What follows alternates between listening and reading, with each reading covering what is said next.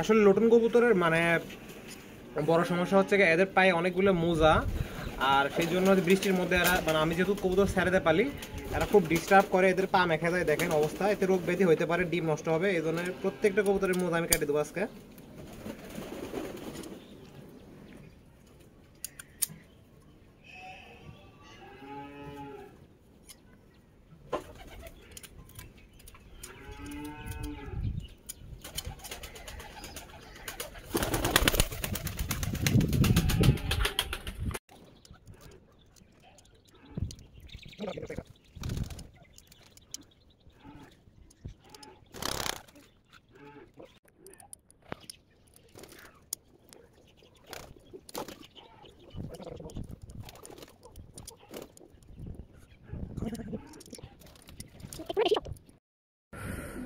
মাশাআল্লাহ, এখানে আমার সবগুলো কবুতর আছে, লোটন এবং কিছু ককা আছে আর কিছু দেশি কবুতর আছে।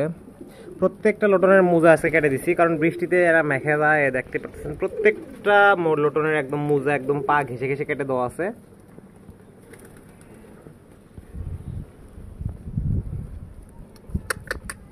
আহ আহ আহ আহ আহ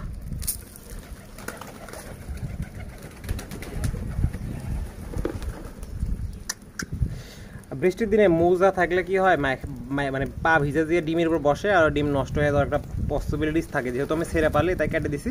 শীত আস্তে আস্তে ইনশাল্লাহ আমি আবার সবগুলো উঠাই দিব।